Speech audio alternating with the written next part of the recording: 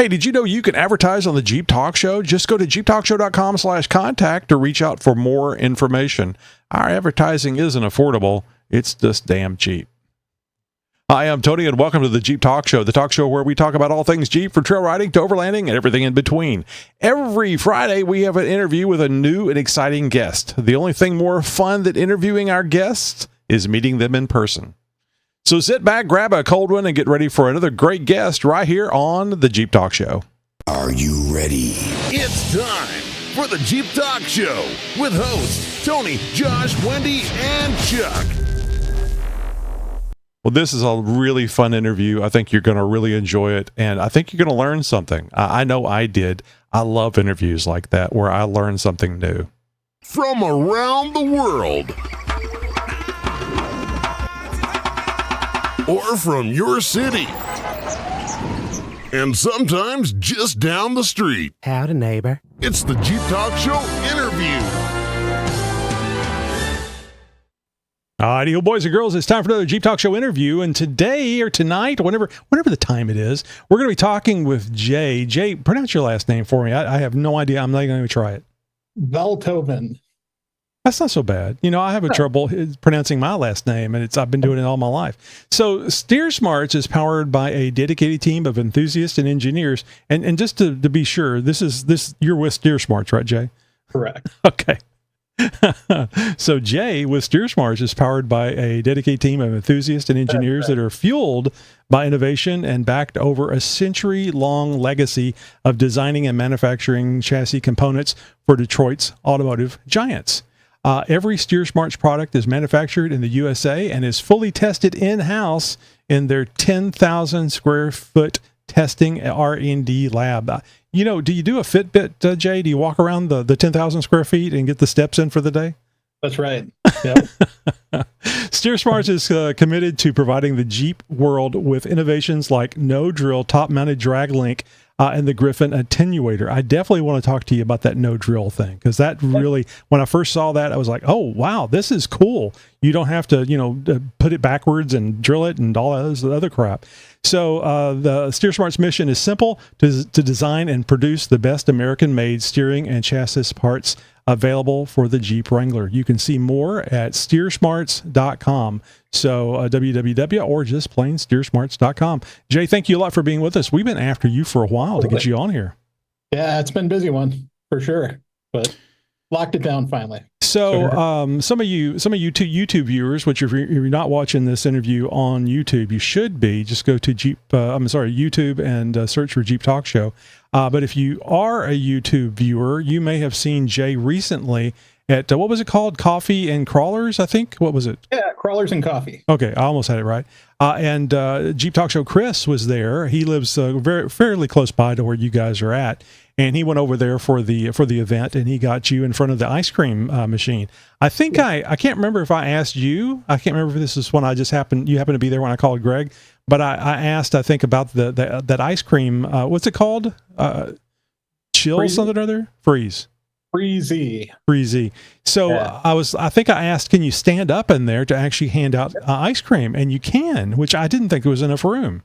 Yeah, you can stand up in there. So we created a roof that kind of telescopes up and gives you in there. Yeah, that makes sense. Yeah. And that was one of your babies, right? Where you were involved in that build, correct? Yep. How did you come up with that idea of an ice cream? I mean, everybody loves ice cream, but yeah. So, I mean, we really set out to try to build some type of show vehicle that was interactive, right? We wanted something that was going to be interactive for people coming by to see our products and our partner products that are on there, and just give us an outlet to interact with people. And a lot of the shows are all done in the summer months. So, of course, it's hot outside. The ice cream truck seemed like a natural fit, something to get people to gravitate towards that asset.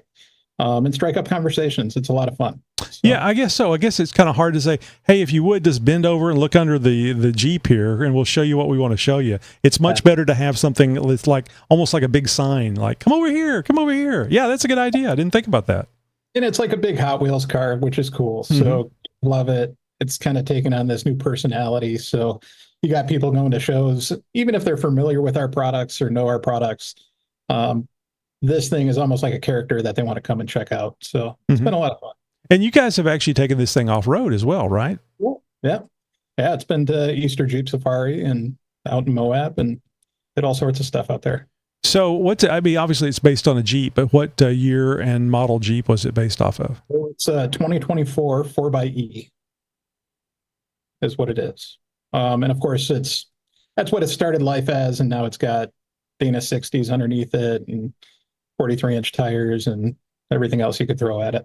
So definitely a different animal right now. What kind of comments have you guys been getting with it? I don't know if you were there at SEMA with it. Certainly you were there at EJS, I believe.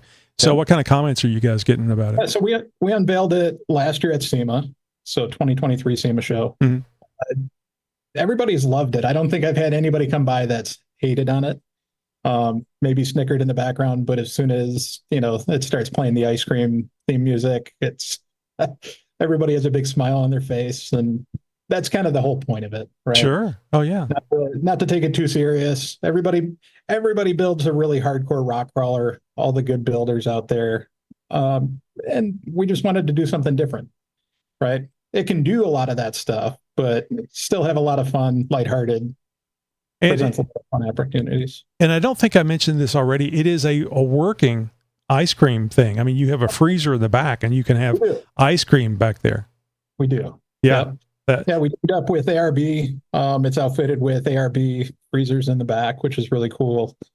Gives us a lot of flexibility to serve a variety of different things. We do at times have a soft serve ice cream machine in the back. Sometimes that's another thing that we pull out on occasion. But it's very, very flexible, which is cool. So we can use it for a variety of different things. Coffee and donuts when it's crawlers and coffee. We did another event like that out at EJS early on the trails. We had coffee and donuts out there with Fred Williams, Off-Road Fred. It's a lot of fun. So presents a lot of good opportunities for us to have some fun with it. So is it big enough to chill a keg of beer? That is... Don't act like you don't know. Definitely, it is quite roomy in the back, believe it or not. A couple people can stand up in the back of that thing. At the same time, there's stainless counters in the back and plenty of room to all right. Not saying yes, not saying no. That's good. Well, it was a really cool idea, but the question has to be asked: how do you top it for the next year's SEMA? Do you actually go the Quake LED route and literally top it with another Jeep on top? No. I mean, we're not trying to just go for shock factor. That wasn't the point of it, right? It really is to be functional, but to be fun. We want it to be lighthearted, but not goofy, right? So I mean, it's kind of borderline, but it's not quite. I mean, it is functional. I think it's neat. I like the colors on it too, because the colors are very bright and just really stands out. So that's really, really neat. And of course, you had it fully set up with all the Steer Smarts stuff, obviously, right? Absolutely. Yeah, it's fully outfitted with all of our chassis components. So now, of course, your name of your business is Steer Smarts. So one would assume, people that may not be familiar with Steer Smarts would assume it has something to do with steering. But can you give us the 50-cent tour of what you guys do? Because it's obviously a lot more than just steering. Yeah, the primary core of the business was built on steering components. The parent company that goes back over 100 years.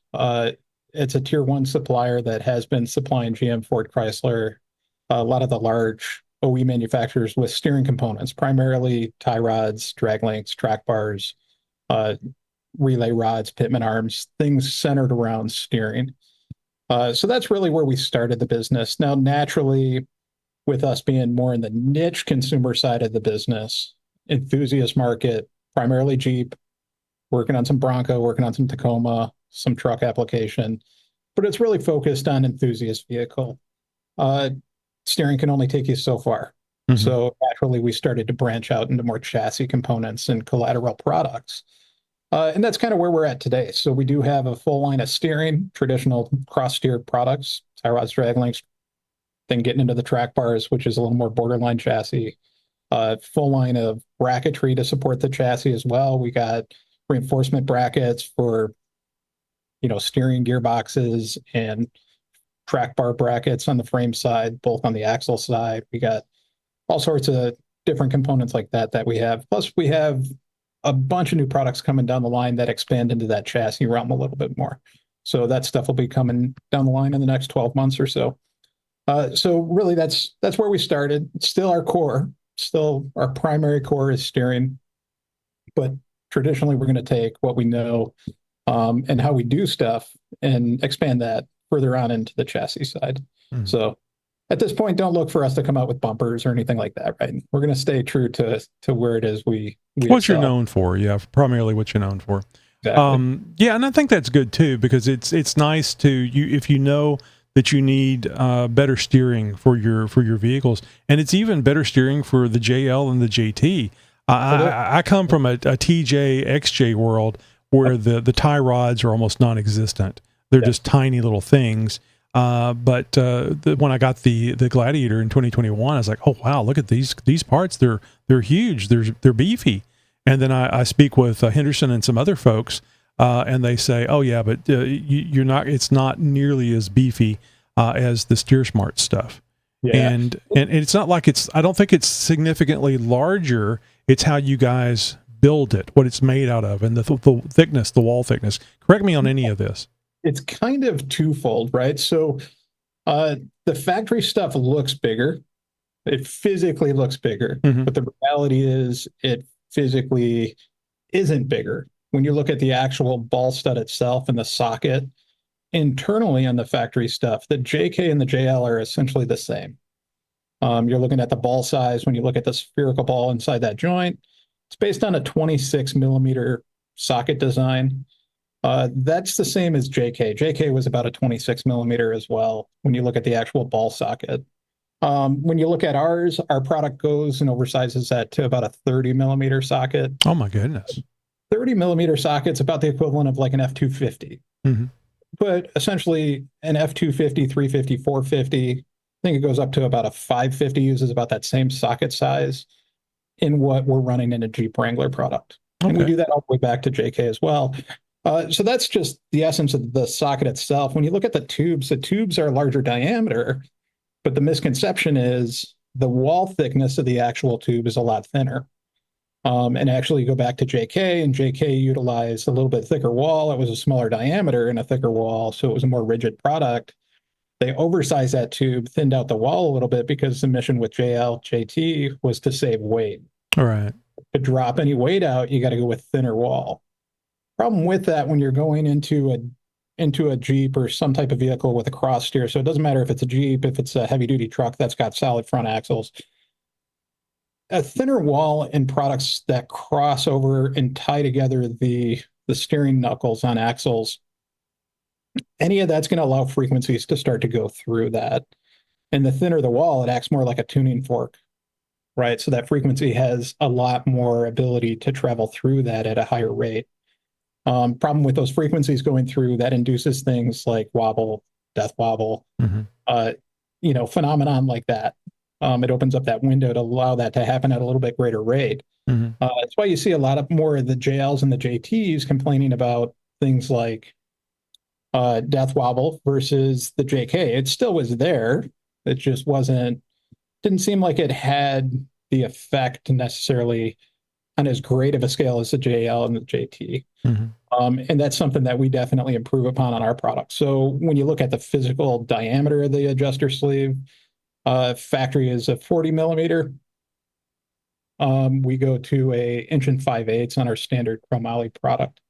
The difference is that 40 mil is roughly about 1/8 of an inch thick tube. We go to a 1/4 inch wall chromoly. So it's a lot more rigid material. That reduces that frequency going through those products. I never even thought about that because it allows the component to resonate like a tuning fork. Exactly. And depending on the thickness would determine how much energy it's required to make that vibration happen. Exactly. The thicker, the more energy it's going to require to make it vibrate.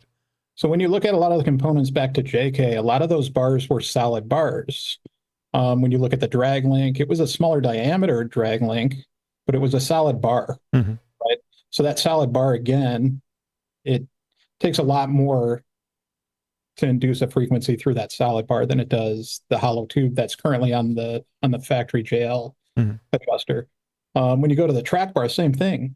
The track bar on the JK was a solid track bar. It was a smaller track bar, which again, I mean, that's doing a different thing because it's deflecting, but it still allows frequencies to travel through that a lot less than the JL, which looks like a large diameter track bar, but it's a hollow track bar with a thin wall. And again, the resonance that go through that trigger a lot of anomalies in the steering when you're trying to control that lateral movement of the axle. Could that also have a little bit to do with maybe the Gladiator's wobble? I mean, not wobble, but it's drifting on the road. It has a little bit to do with that. A lot of the drifting has more of that is caused with steering gearbox. So when you're looking at lash in the gearbox and you're also looking at deflection in the actual sector shaft, that really has a lot to do with a little bit of the wandering and that kind of slightly, I don't want to say completely dead, but uninspiring feel at the top center of the wheel where you feel like you got a little bit of play from side to side before you hit an engagement point. Right. That's really coming down to more deflection in the steering box itself and in that sector gear. You got to remember that point in the steering system holds the biggest amount of single weight point as a lever action when you're talking about that pitman arm extending off of the bottom of that sector shaft. And then the entire weight of your cross steer setup, so your tie rod, your drag link, as well as the weight of your wheels is all acting on that specific point as a lever, causing the very end of that sector shaft coming out of that steering gear to flex. And then by the time it translates up into your steering wheel, which is what the driver feels, that input, it feels pretty... It gets amplified. The distance gets amplified. Yeah. It does. So, and correct me on this, but you guys relatively recently, 6 months, maybe a year, came out with a sector shaft brace, I would assume, to help with this situation. It does. It does. It absolutely does that. So what that does is that instead of traditionally the sector shaft sitting in a single shear position where it's mounted on the frame rail side only through the box, what we do is we pick up a secondary shear point to trap that underneath the pitman arm. So now there's no way for that to flex. It's trapped in a dual shear position and 2 points of contact on either side of that pitman arm. So now any additional lever action that you get, it's going to eliminate almost all the flex that you're going to feel translated up into the steering wheel. So that does definitely make a big impact on drivability, and it improves the feel of the vehicle. And also, I mean, a lot of safety aspects, right? You don't have it lessens the likelihood that you're going to want to overcorrect in situations where you got to steer out of potentially a collision or anything like that. You want to miss a pothole. You don't have a tendency to overcorrect, which could get you into trouble.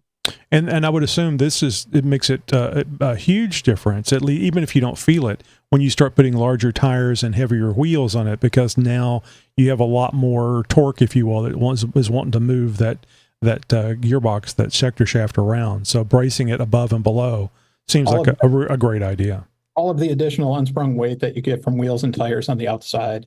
And every time you go up a tire size, it goes exponentially, right? Of course. So by the time you get to a 42 and you're almost 200 pounds a corner, you get another 400 pounds of weight on there. You're definitely going to add additional strain on there and feel that in your steering wheel. So I don't have a direct comparison because I've never used any Steer Smart stuff. And I'm talking about the XJ. I don't even think you guys have anything for XJ, TJ. I think you start with JK. Is that correct?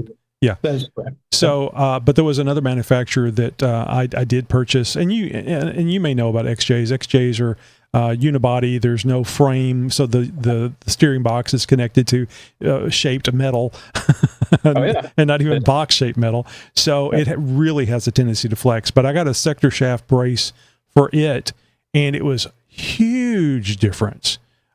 Just wonderful, and it was a lot like driving my wife's TJ, which of course is a body on frame, and that steering box doesn't flex, and there may be more than one reason, but certainly be attached to a frame makes a big difference. So I can well imagine that if you're having wandering issues, and I don't think that was an issue with the JL, but with the JT, there was a lot of people talking about brand new ones. Also, and you correct me on this, I think that when the JL first came out, there were people complaining about death wobble. And I was shocked because you don't normally see death wobble until components start, wearing and getting a lot of little 16th inch of a gap in there. So is that something that you guys remember and were designing for, or just had a solution already for them? No, it was. I mean, one of our first development vehicles, we got an early 18 JL. And what we did is we bought what we thought was going to be the best case scenario for this thing to be optimal, right? So it was a bone stock sport, no power or anything, 16-inch wheels, on-road tires. I mean, this thing should have drove perfect, right? Yeah, you're basic, right? Resistance. Within 500 miles, this thing had instant death bobble right off the factory. Why? Again, we used it as kind of like our captured problem child and did a ton of development on that. So that definitely helped us accelerate it, isolate a lot of things, and then start to create solutions for the JL and JT. Mm-hmm. And we started that right off the bat. So one thing that we noticed right off the bat is track bar, especially early ones, were really horrific. Like the early track bars were really bad. By the second, third iteration, I mean, they slightly better, but they didn't improve it enough. They hardened some of the durometers and stuff like that, but still pretty bad. That's been one of the biggest single products that improves a lot of the death wobble and harmonics that go through the steering system is the track bar. And what we did is we came out with a monster track bar. It's almost 2 inches in diameter. Nice. So to try to get frequencies and to get this thing to deflect is nearly impossible.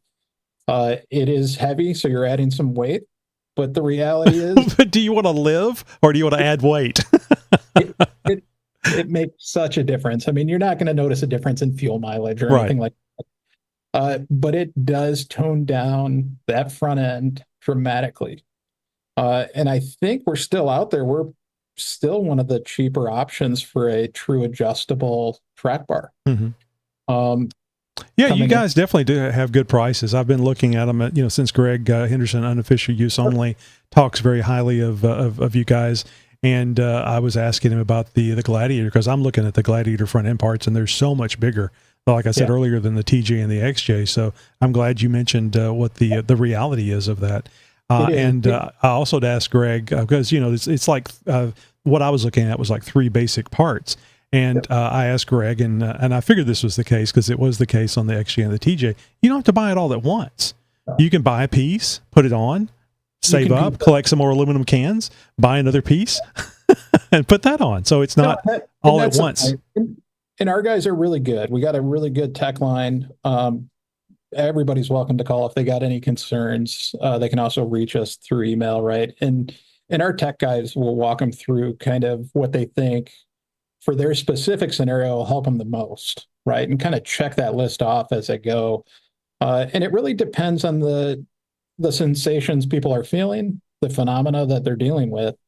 And we'll give them kind of a checklist of, hey, you know what? We really think you should start here to get it driving better. And then the next place would be this, and then this, right? Everybody's welcome to dive in and just get it all done with once if you can. Oh yeah, absolutely. That's a nice way of going. Yeah. And Greg told me, he goes, that's where you're going to notice your biggest difference. You may not notice it as much if you piecemeal it. It'll be as good as it was if you did it all at once, but you would notice a dramatic difference in steering, replacing the 3 main components. Yep. And really with the JL and the Gladiator, the first 2 places that I always recommend people to start with, if you could start anywhere, and honestly, you can do it for less than $600. It's one of our sector shaft braces, and it's an adjustable track bar. If you did those 2 things, you will night and day instantly notice Interesting. drivability of your vehicle if you have a JK or a JL. Mm-hmm. Yeah, I was looking at the tie rod, starting with the tie rod. Yep. So that's interesting. I didn't realize. Yeah, No, drag link I can see. I mean, not drag link. Yeah, the drag link and tie rod again. I mean, it's great to start, but the biggest impact right initially, if you're going to have to pick and choose components, those two components right off the bat you'll notice it as soon as you drive the vehicle after installation immediately. Mm-hmm. You will with the tie rod and the drag link, especially if you have something more than 15, 20,000 miles. You'll definitely notice an improvement with those products as well. But from a steering wheel input standpoint, because the tie rod has the damper and you have some type of damper, a lot of people have aftermarket dampers, even on stock components. That damper has a tendency to mask what you're doing, right? With that level of component on a tie rod. So if you have some worn out joints, that damper is kind of making up for that additional play you get in the joint. Because what it's doing essentially, that damper is creating a level of drag on your steering system. So what it's doing, even if your joints are starting to wear, that damper is actually creating a little bit of positive drag on there and preloading that joint, which creates kind of a false sense, right? So unless you go down there and really start inspecting the joint, disconnect all that stuff, and really start to analyze play in the joints, a lot of times you're not going to feel it in the steering wheel until it gets to a point where it's pretty bad. Right. Right. And really, it's all about mitigating the vibration in the system, right? That's a big thing, right? Cross steer vehicles, death wobble is kind of inherent in all of the setups. Doesn't matter what vehicle range it's on. It doesn't matter if it's a Dodge Ram 2500, 3500, an F-250, a Wrangler, a Gladiator. Death wobble is always a thing, right? It's always something that's kind of lurking in that type of setup. That's the nature of the geometry of those vehicles. The biggest thing you can do is close a window in which those scenarios happen, right? So it's going from, hey, my setup has a 1 in 10 shot. So every time I hit a railroad track or a pothole, I can get this thing to trigger. Right. Well, something's going on. So now it's, okay, you start going through the process, and now it's 1 out of 100 times I can get it to trigger. Okay, then it's, you want to continue to keep closing that window to where, what's the likelihood of you driving that vehicle for the life of the vehicle and you get the 1 in a million shot of it happening? That's the key, right? Because it's all circumstantial based on inputs and frequencies going through that. And it's not foolproof. You just can't get it 100%. You can get it to where it's almost like that, right? You'll never notice it over the course of you driving the vehicle. But under that 1 in a million chance, there's the right scenario where you're off camber, your tires are at the right pressure, you hit a bump, it induces a frequency that just goes through your system because it allows that frequency to run through it, and you could get it to trigger, but then never have it again. Oh, yeah. It's a sweet spot type thing, just the right circumstances. And I'll mention this. I have had my XJ brand new. It's a 1998. I drove it daily for at least 21 years, probably 22 years. Yep. Never had death wobble, but it wasn't original components. I upgraded a couple of times. Yep. So I think if you need a reason to consider buying Steer Smarts, it would be upgrade your components before you have death wobble, especially if your wife is going to drive your vehicle, because otherwise you may be selling it. It's great insurance. It does provide great safety factor, right? Back to things like as simple as that sector shaft brace. It's twofold doing things, right? It's beefing up your chassis. It's improving a lot of the chassis parts. So you got reinforcement brackets there. But back to the safety side of it, it really does improve the safety of the vehicles. People don't realize it, but as things wear, or even if they don't wear, if things are moving and creating scenarios, like you were saying, that feel less inspiring to the driver input, whether there be slight dead spots or, again, you say the wobble or just something doesn't feel as confident, inspiring, you have a tendency to to like get into scenarios or when you're faced with scenarios, trying to overcorrect or overcompensate to get yourself out of those scenarios. And by doing that, a lot of times you get yourself into more trouble, right? Yeah, right. Whether that's you overcorrect and you put yourself into a ditch, or God forbid your 16-year-old daughter's driving the car. Exactly. Right? You don't want that scenario to happen. And our products really do improve that safety aspect because it does make it more confidence inspiring to drive. The inputs become more finite. It's back to your point. It's driving where you compare driving your XJ to a TJ. It's like taking your Jeep and comparing driving your Jeep to driving more of like a Durango. Yeah. It's more fine-tuned and refined when it comes to the inputs to get the vehicle to respond the way you want it to. Mm-hmm. And luckily, technology, like the technology that you guys have, give you the ability to have that confident steering on a Jeep. I mean, a lot of the stuff we'll just poo-poo, like, yeah, it rides rough. Yeah, it's noisy. That's all part of being a cool kid. But right? Yeah. But you don't have to have bad steering on a Jeep anymore. No, you don't have to be. And again, we also know from the OE side, we know why Jeep did what they did. Mm-hmm. Not a dig on them. Their mission was to reduce weight. And to reduce weight, and cost. And cost. You can't go with certain things. You have to make sacrifices, right? Again, they weren't set out trying to make it drive more like a Jeep, right? Right. They refined a lot of other things, but the sacrifice that they had to make, we provided them with solutions that could have provided a different outcome. I figured. I wasn't going to ask, but I figured you did. And again, I mean, that's just the dance that you have to make a lot of times, right? Mm-hmm. But it does open up the window for companies like ours to provide a better solution for people in a different avenue, right? Through the aftermarket.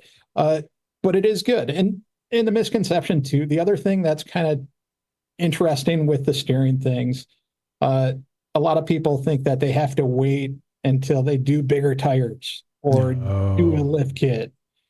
And that's not the case. Our components, even the big components, will package 100% under a stock ride height vehicle. So you can take a vehicle right off the showroom floor, you can install our components on there, and you can get that thing driving more like something you wished it drove like. Yeah. Immediately. And it's very intentional the way we went and we did that. All the way down to the forgings. I mean, that's another aspect of us and what we're able to do with our side of the business. We have access to all of our OE forging plants. So we own our own forge stateside. So we're not only designing and developing these products stateside, we're actually forging the metal ends stateside, which allows us to go create competitive products like that tie rod or the track bar I was telling you about. That's a solid forging.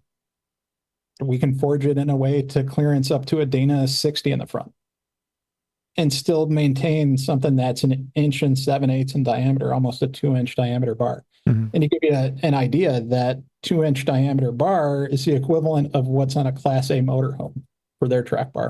Nice. And you can still get the diff cover off, right? Without having to remove any of the steering components? Absolutely. There you go. And that's where, again, I mean, you can only do that if you can control the forging process. Mm-hmm. Because if you don't, a lot of the other companies in the aftermarket are relegated to take what's already in existence, try to cobble it together and make something work. You're talking drop forge dies. I mean, those are expensive dies. You're talking $80,000 to $100,000 for dies, depending on what you need to do. Mm-hmm. So we have access to a lot of the manufacturing facilities that allow us to do this stateside. We can control all that. It's all right up here north, right up in the Northeast, Midwest area, between Michigan, Northwest Ohio, Great Lakes region. Everything is manufactured right here. That's great. That means a lot. And the other great thing about it is it's not like you guys are super expensive, which a lot of U.S. made stuff is. So you keeping the price down, it makes it affordable to get better steering. And it is a premium product. So it's not, again, there's there's really cheap guys out there in steering. And be forewarned, you're going to buy cheap steering components. You're going to have cheap steering components. Mm-hmm. Well, you guys don't mind. You're going to be there to sell them the good stuff whenever they decided the error of their ways. Unfortunately, it's terrible that people have to learn a hard lesson sometimes, Mm-hmm. right? But yeah, we want to make sure that this stuff is accessible. We want to make sure that you get high quality premium US made parts that are fully engineered, tested. I mean, you go back to the testing, all of our aftermarket components go through the same testing parameters that the OEs demand from us on the OE side. So it goes through life cycle testing, salt spray, and environmental testing. It goes through ultimate fatigue life testing where they're applying. I mean, there's huge test beds that have hydraulic rams that we mount products in. And we apply, at minimum, I think the force loads on the JL are about 3,000-pound loads continually on these products until we have a fatigue. To give you an example of that, with our tie rods, the factory tie rods, the bogey for the OE is that 3,000-pound plus minus load, and that fixture, it runs for about 127,000 cycles. That's kind of their targeted life cycle test for these products on a tie rod or a drag link. And for the OEs, there's a formula that they go through and they equate that to meeting their 336, right? When you look at our products, we go through that same testing cycle, and our products go on average about 1 million cycles. Oh, wow. Under that test. So factory, 127,000. Ours, 1 million cycles. And then a lot of times in most of the Jeep stuff, all the Jeep stuff actually, we suspend that test at about 1 million cycles. And then what we end up doing, because we really don't see a failure point at 1 million cycles. So we could run it continually for another week or however long that has to run on that test bed. But what we end up doing is upping the actual input force. So we'll take it up to 4,000-pound load next. We'll run that continuously until we start to see a fatigue. So we do like a stepping process. We do factory loading, and then we'll do increased loading. And we usually see another, 250,000 to 500,000 cycles at the higher load on the same test bed. You have to be very proud of that. I mean, when it tests that well, so much better than OEM. OEM Plus is really what it sounds like. It's a big one. And we do a lot of benchmarking as well. So we'll take a lot of competitive test product out there and put it on the test fixtures the same way. Mm-hmm. And we'll run that stuff and we'll see where they stack up against us. We have yet to see anybody in market stack up to our ultimate fatigue life. So it is definitely something that keeps us honest. We want to make sure that we're always going to provide that product out to everybody else out there. Yeah, I mean, if you're selling something to somebody, you want it to be the best. Let me ask you this: do you test? Well, how do you guys feel about aluminum steering components? I don't think you guys do any aluminum. I think it's all some aluminum. Do you? So what do you think about aluminum, especially doing these tests? It's good. I mean, our aluminum stuff runs the same way. So we'll run that stuff in the same manner. We'll do the 3,000-pound loading test. It'll run, I think the aluminum, we got it to run 1.2 million cycles, and then we upped it to 4 and got another 250,000 cycles out of that. Mm-hmm. It's great. It just depends on what you plan on doing with the vehicle, right? It looks good. It's weight-wise, it's about the same when you're looking at the aluminum versus a chromoly, just because a chromoly is a tube where the aluminum is a solid bar. Mm-hmm. So it's kind of negligible from a weight saving standpoint. You do get more flex out of the aluminum than you do with the chromoly. Chromoly is just a stiffer, more rigid material. The aluminum provides good rigidity, but it does allow for a little more flex. So you can flex it. We traditionally test ours to flex to just about the point where you impact the diff cover. And then it does spring back. Now, it doesn't spring back 100%. It's like 99.5% spring back rate. Mm-hmm. But to the naked eye, it looks pretty straight, right? So People like it that do a lot of rock crawling, a lot of rigorous off-road where they'll see impacts in that front. It is more forgiving from that standpoint. But our aluminum products are a little bit different. We developed an aluminum product that uses a clamp setup. So we have some heavy duty oversized clamps that we utilize to retain, our torque on the tie rod ends. A lot of the aftermarket utilizes a jam nut style. And usually that jam nut style is really where a lot of the ultimate fatigue issues come into play because you get bolt stretch. And with something that size, usually the shank diameter on most of the Jeep stuff out there is about an inch and a quarter diameter. So it's a pretty large jam nut. You really have to get that thing to get to proper bolt stretch and retention north of 500-600 foot-pounds of torque. That's hard for the average person to do that. Dude, that's huge. Yeah. Yeah. So on the flip side, you look at our clamp setup. Our clamps have to be torqued to about 45 to 50 foot-pounds of torque. Oh, that's not bad at all. No, you can do it with hand tools. Yeah. So adjustments out on the trail make it super easy. It's easy to have a couple, a socket and an open-end wrench, in a bag and a pouch and a toolkit.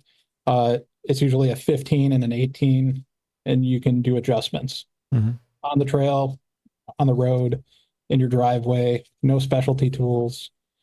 And you can get that thing to torque down and be good to go, right? Jam nuts on the flip side, it's a little harder, right? There's certain instances where you just are faced to run it. I get it.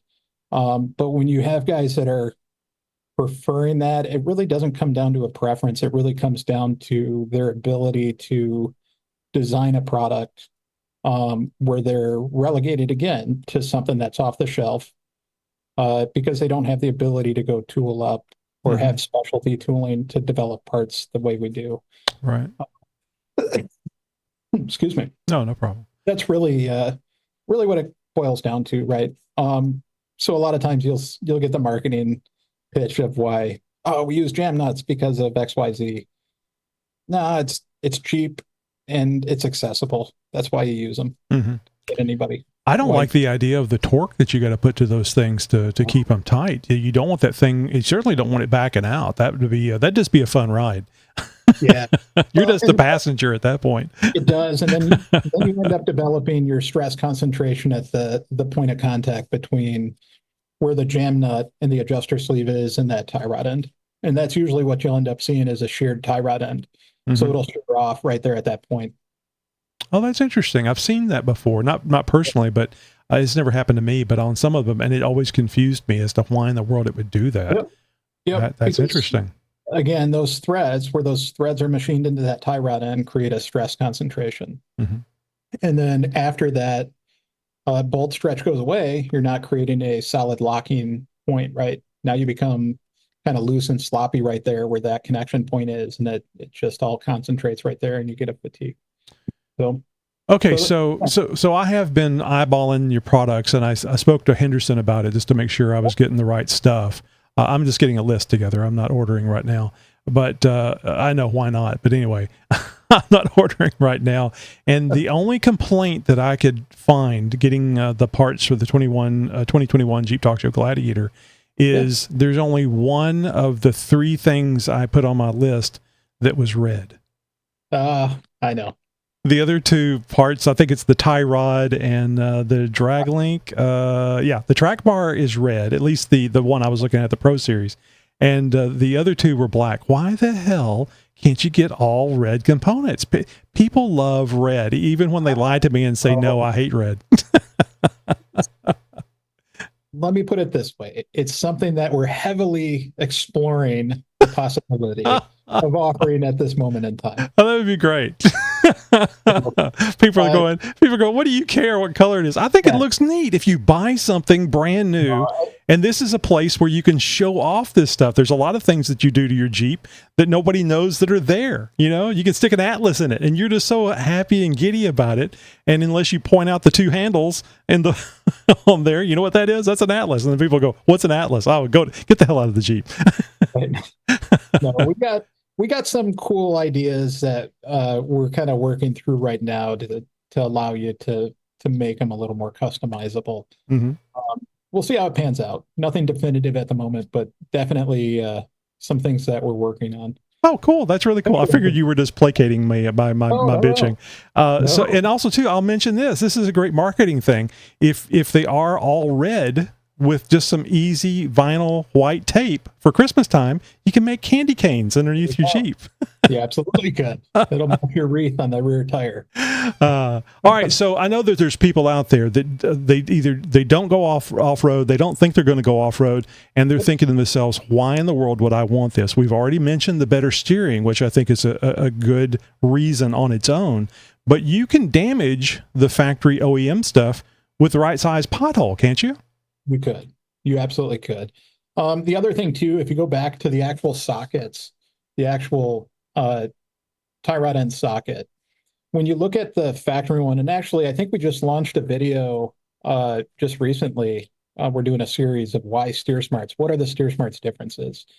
And we kind of cut open one of the factory tie rods and we cut open one of ours, and we kind of go through and thoroughly explain the differences internally, because that's something you can't see. And it's funny because a lot of the aftermarket traditionally errs on the side of more like the factory style.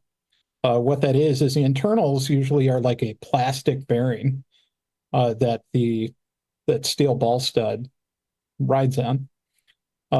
What happens with that plastic, it's really good for pass cars, and that's really why the OEs started to introduce that into the market. It really started really in the 90s, right? The late 90s.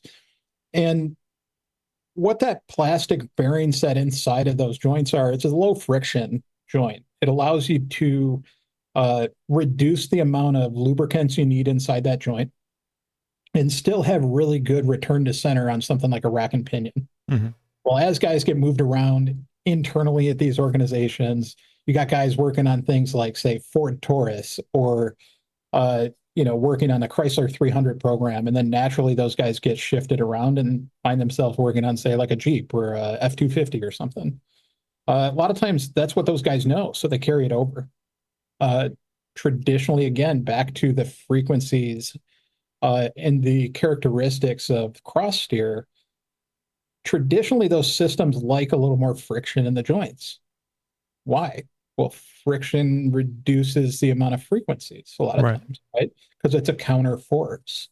So that counter force of having a little bit more friction in the joints is counterintuitive to what they do with these low friction joints, the plastic or the nylon joint, the ball bearings inside with the ball sockets in there. Also, that plastic has a tendency to wear out premature because the impact barrier inside that joint is literally, you got to think, you hit a pothole, the weight of that tie rod's going to be pressing up into that assembly. There's nowhere for it to go. So what is it going to do? It's going to start to displace the softer material, which is that nylon or plastic. And instead of it being spherical, it now starts to wear in more of like an oblong oval type shape, which is going to give you additional slop in there. The other problem too, factory joints are not greasable. You can't apply any grease or fill those things. So what's going to happen there, there's nothing to compact inside of there and fill any of that void. So again, we make sure ours are greased. We do a steel bearing set inside of that with a steel ball. Again, it creates a little bit of positive friction in there, which is in our world not a bad thing. We want that. It's more positive feel. Zerk fitting allows it to purge properly, so it, fully greasable. It's serviceable from that standpoint. We also spring load that joint. So on the back side of that, it allows that bearing to actually move up in an impact scenario and then reseat itself with that preload spring. So it doesn't just self-destruct and impact itself. It allows actual slight movement in there, which is actually a benefit to have that compliance. So we do a lot of things intentionally when we develop these things. That the other thing, why would you want to do it? Factory stuff. Yeah, you can go, like I said, you can go 50, 60,000 miles, and the perception is that they're fine because of the mask of things like the stabilizer, which creates preload factor, and it creates a drag on that system.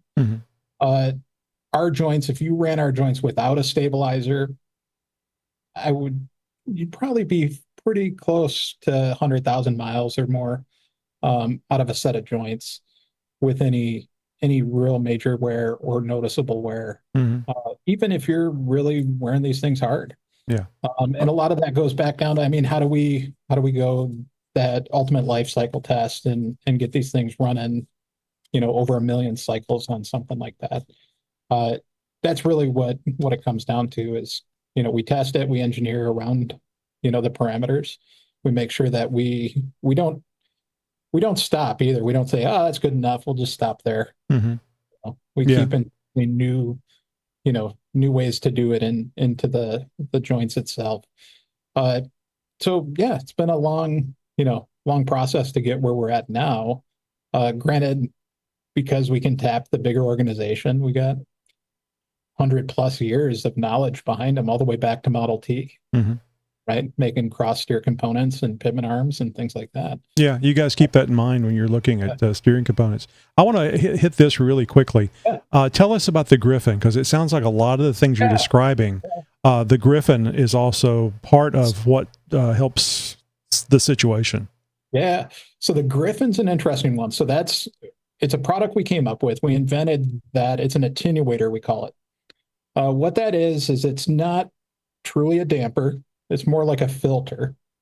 So what it does is it induces a level of compliance into the drag link. Sounds counterintuitive, right? Why do I want movement into a drag link? Right. That sounds dumb. It is weird. When you first look at this, you go, that is strange. So people ask, they're like, oh, well, you just put the steering stabilizer and incorporated it into the drag link. No, because again, the steering stabilizer, and this is the misconception too. This one is interesting, and it's again a marketing play. The steering stabilizer does nothing but induces drag into the steering system. So it's basically inducing a counteracting force to any of the positive force that you're putting as a driver into the system. So it's creating the opposite force, which is drag. You're putting input into it, and it's creating drag on that input. That's why when you have an ATS, a Fox ATS, or some of the Falcon shocks that you can tune up, right? You tune it up to 20. It makes it real firm. It makes it really hard to steer. It feels more like, oh man, I'm driving like a performance car, right? A Mustang or a Challenger that's got real heavy steering on it. No, it's just inducing a bunch more drag. It's creating like a bunch of weight on it that you're trying to force through is what it's doing. Right. The opposite is happening with this Griffin. So what the Griffin is doing is it's actually absorbing and filtering out the inputs that are negative. So imagine you're driving down the street, that big pothole you're talking about. You hit that pothole and you get that big jolt in the steering wheel, right? It's like, bam, it jolts it in your steering wheel. Well, that's because that's a solid connection from the wheels and the knuckles all the way through to the steering gear, which it's jarring that pivot arm in that gear. And then that's translating up to your steering wheel, and that's where it's feeling like it wants to rip it out of your hands. The level of compliance that the Griffin is putting in there now allows that thing to move and absorb roughly about 1 millimeter in, and then it returns back to the state that it was in traditionally. And what that's doing is now taking that big, huge, pardon me about that, that big, huge jolt in your steering wheel where you get that big hammer effect. It's just down to a little bit of a nibble. You just feel a little bit of a bump in there. And it's because that compliance, that compliancy that created just basically filters it out by the time it gets to the steering gear side, the pivot arm side. So it's still there through your tie rod, still there through the knuckles, but by the time it hits the Griffin, which is in the middle of your drag link, the other side filters out and it delays that input into there to where it's not non-existent, it just reduces it down. It's probably about a 70% reduction in what that impact is. And the way that unit works is there's 2 compliant springs inside of that canister, and then it's all under a really heavy preload. So this thing is assembled in a manner that gets compressed, spun closed, all under a huge preload. So if you were to just try to disassemble this thing, it'd shoot across the room. Right. So it's under heavy preload. That preload's rated for about a 40-inch tire. Anything over a 40-inch tire, again, that unsprung weight starts to get, play against the preload that's in that unit. And it just doesn't, it's not optimal for it, and it wants to start to pull opposite directions and stuff. Anything under a 40-inch tire with that type of unit, it works exactly like it's intended. You drive it down the street normally, you never know it's there. Mm-hmm. As soon as you hit an impact into the steering system, it absorbs it, and you don't feel it into the actual wheel itself. And again, the big thing with that reduces that snap oversteer scenario. If you're, trying to correct and like miss a pothole, and you hit that pothole, and you're overcorrecting now because you're trying to pull it back into line, solid connection there is going to, make you want to overcorrect like crazy. Who knows what's going to happen in that scenario? Mm-hmm. With the attenuator, since it filters down a lot of that stuff, it's going to feel a lot more positive. You're definitely not going to overcorrect because, again, that impact's going to feel like a little jolt, make that pothole feel 70% less as big as it did. So would you think this would be a good thing or a bad thing for off-roading? Because I kind of like the idea of being able to feel the stuff. Oh, again, off-roading, it's going to be perfectly fine. You're not going to notice it until you hit an impact. So say you're on an off-camber type obstacle. One of those obstacles where maybe your passenger side is kind of up on a rock. You slide down, you get, you wedge the driver tire up against another boulder or something. So that sliding effect, you got that entire weight of the vehicle, just bam, impact down on that driver tire. Mm-hmm. What it's going to do in that scenario, it's not going to make you feel any different in the steering wheel. I mean, it will, but that's really not the point of it in that scenario. The point of it is it's going to reduce that dead blow effect that's going to translate through those rods and go right to your steering gear, right? So you got to figure that steering gear is just, it's going to act like you have a big hammer, 3,000-pound hammer, and you're just bam, whacking that thing, right? So it's going to filter that down by 60, 70% in that scenario. So it's still going to be a blow.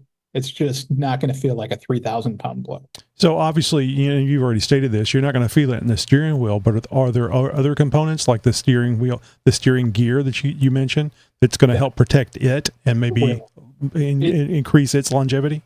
It will. Absolutely. Okay, good. 100%. So it does input that. You will notice it in the steering wheel. Again, it's not going to be as harsh of a jolt in the steering wheel.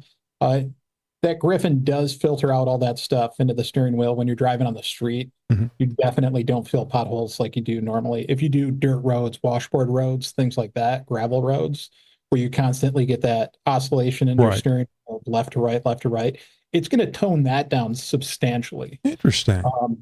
So it's going to filter a lot of those impacts out because it's going to allow that drag link to absorb some of that, filter it out by the time it hits your pitman arm. On the big blows, like if you're rock crawling and you slide down and you hit obstacles like that, you're still going to get a jolt. You're not going to notice it as much because of the impact to the overall vehicle. It's going to be pretty harsh, right? So it's going to be jarring regardless. Well, that's the way I was always looking at it. Like, I mean, a lot of people complain about the rough ride on a Jeep, and I tell them, go get a Cadillac if you want something that's a smooth ride. It's just, this isn't that type of vehicle. And when I saw the Griffin, and I think Henderson actually told me what it does, I'm thinking, I don't want a Cadillac Escalade. So this is one of the reasons why I was asking, what's the point on this other than just making it feel good while you're driving? You don't want to lose control. I mean, it's not actually a loss of control, but you don't want to lose the feel that you get because a lot of us, and I think most everybody, drives from the way the vehicle feels, whether it's off camber or the steering and so on and so forth. And I don't want to lose that. And so I'm glad you answered that, because now I don't feel so bad about using a Griffin. Nope, you're not going to lose that feel. You're only going to lose the negative input, right? So when you get that impact, it's going to reduce that impact down. That's because that's the part that you're talking about. I'm with you. I want to feel the inputs, right? Because the inputs are confidence. The inputs allow you to make corrective maneuvers. That's what you want, but you don't want the negative of that. You don't want it to be rattling your teeth. You don't want it to be jerking the wheel out of your hands, because if the wheel's out of your hands, you can't correct anything. Mm-hmm. Well, So as long as you don't lose the control, the feel, and it runs better. I mean, it's like taking a 1944 Willis off road. You know, it's fun and it's definitely historically accurate. But now you can take something that is engineered a lot further down the road, so to speak. Enjoy the off-road riding in AC comfort if you want to, or having the top off and do all that stuff. So you can have you kind of have your cake and eat it too. And adding the Steer Smarts sounds like it just makes that much better.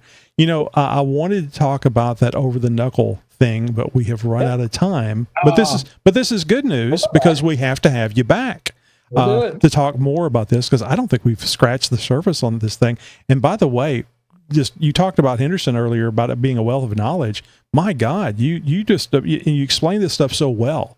I'm glad we got you on here. And I think that this is ought to be something that you consider, the listener out there consider, when you're buying stuff, because customer service, I think, at Steer Smarts is going to be more likely to be able to tell you what's going on if this guy's any indicator. we do a lot. We try to help everybody out. Even if you're not buying our products, we still want to try to help you enjoy your Jeeping experience, right? I mean, that's our background. We all own.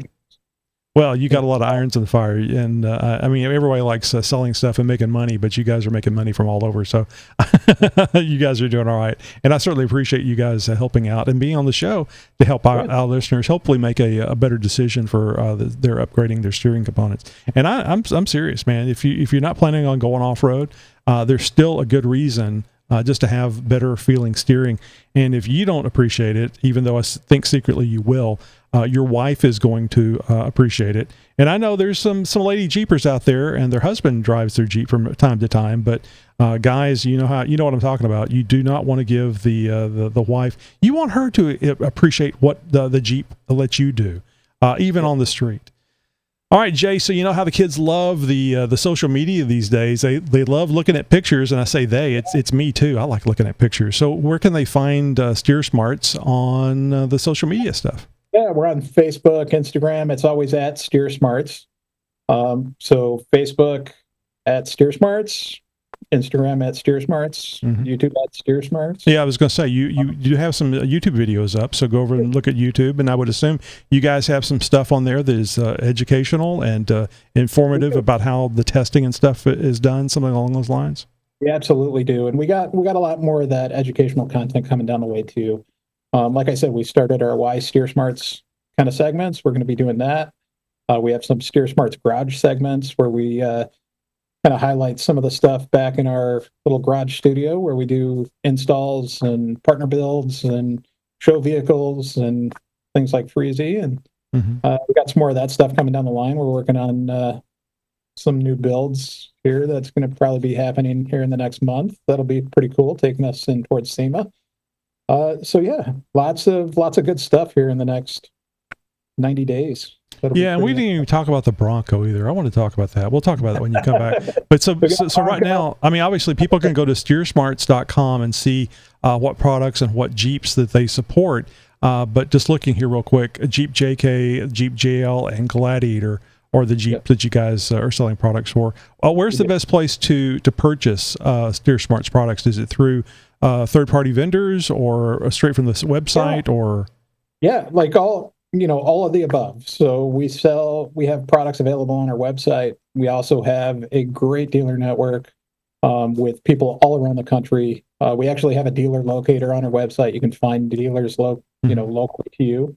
That always helps. And those guys are great installation facilities. I was just going to ask, some of those may be installers as well, which I know a lot of people enjoy that route. So any of the above is a good option to get our products. We want to make it as accessible and easy to get as possible. We definitely don't want there to be any barrier of entry. Anything that you buy directly to us or through dealers that get drop shipped out, or a lot of dealers stock it as well. We try to get it in people's hands within 2 to 3 days. So we're pretty quick. Nothing. We don't. Since we control manufacturing, we always are able to ramp up and keep healthy stock of everything pretty quickly.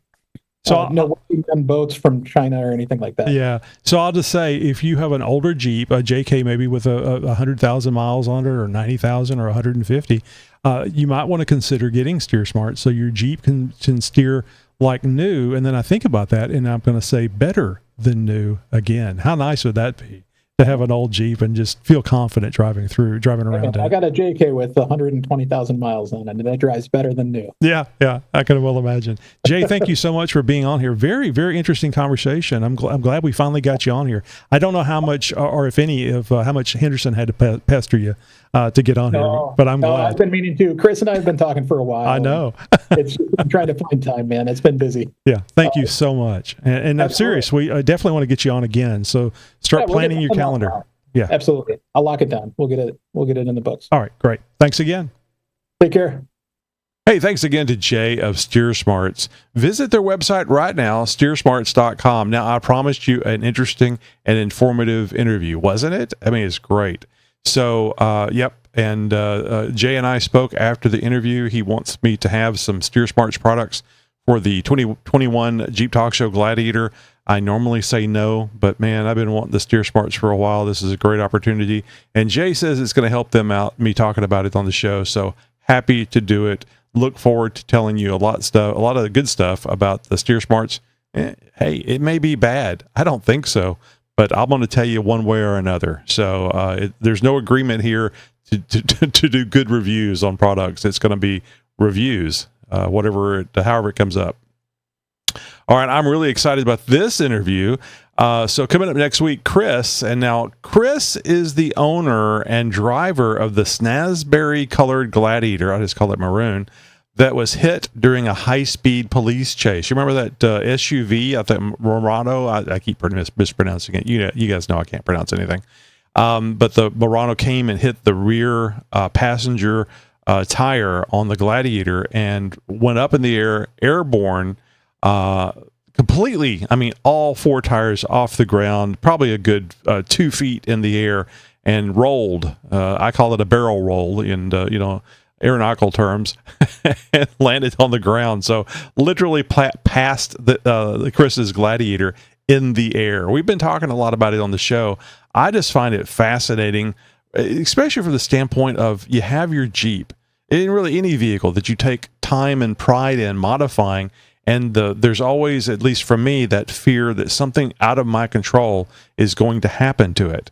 And all that hard work that I've done is going to be lost. Well, you're going to hear what happened to Chris's Gladiator. He and his wife were the only occupants of the Gladiator. It was a 2022, still is. And it's a really interesting story. There's a lot more to it than just being in the right place at the wrong time. All right, so I don't know if you guys know or not. I like to share a little back information. All of the hosts here have a tendency to think I've spoke about it once. I don't need to repeat myself, but we always are getting new listeners. So this may be new information to you. And if not, maybe you forgot. Maybe you didn't hear it the first time or the first 10 times I said it. So way back in 2011 or 2012, Josh had joined me on the show. If you don't know who Josh is, let's go back to the earlier episodes. He's been with us for a very, very long time, and he's been on a break doing extra jobs so that he can, make a living. So I had to leave the show, but hopefully he'll be coming back. Anyway, Josh joined probably 2011, 2012, and we used an online service, a streaming service called Ustream, to broadcast out our weekly episode live. We also recorded the audio only and put that out as well, but we were doing video on Ustream. So we weren't overly happy with Ustream, but that was the only service that at the time that was available and free. There may have been other services or other ways of doing streaming video, but it would have cost us money, and I didn't have any money to spend on that. So YouTube came out with their own streaming service, and it was a bit better than Ustream. Obviously, it's improved vastly since then, but we switched over to YouTube for streaming. So we would record the show, audio, and then the video that we recorded through streaming on YouTube was available online.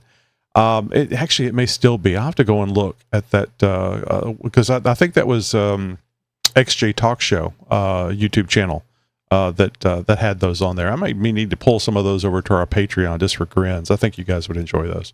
Anyway, getting on the sidetrack here. Hadn't thought about that prior to doing the recording here.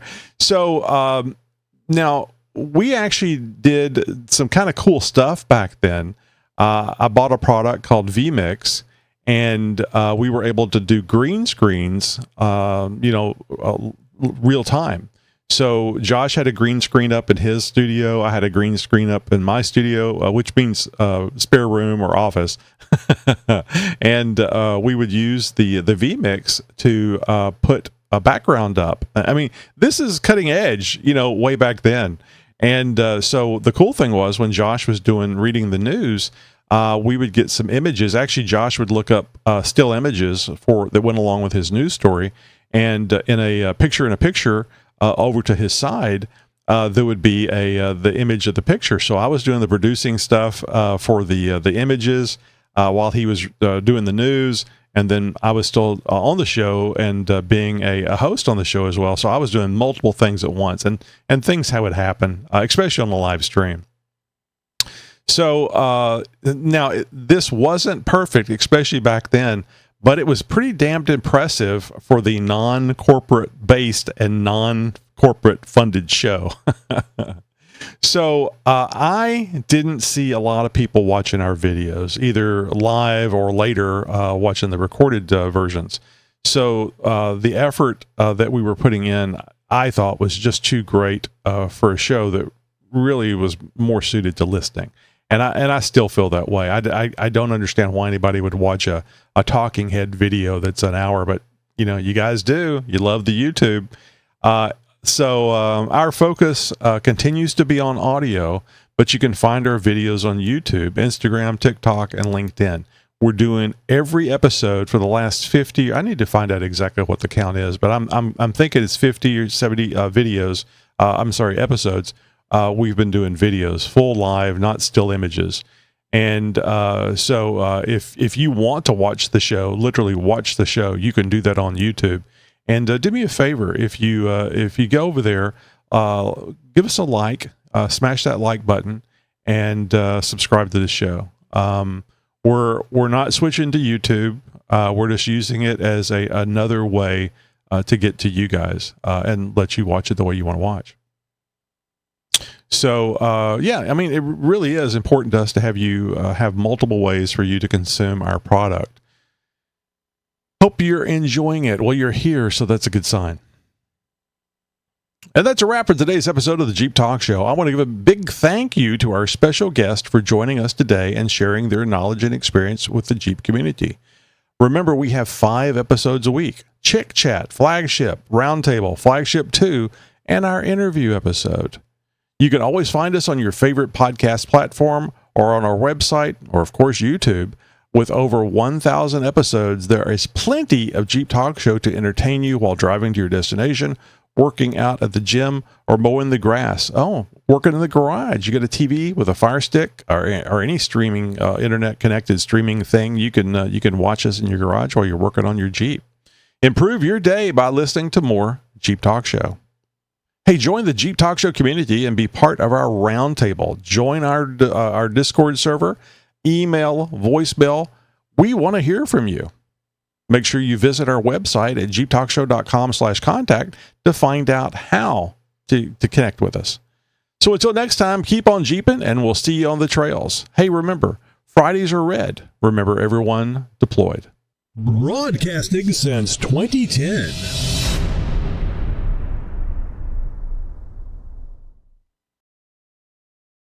You're my friend. You're my new friend.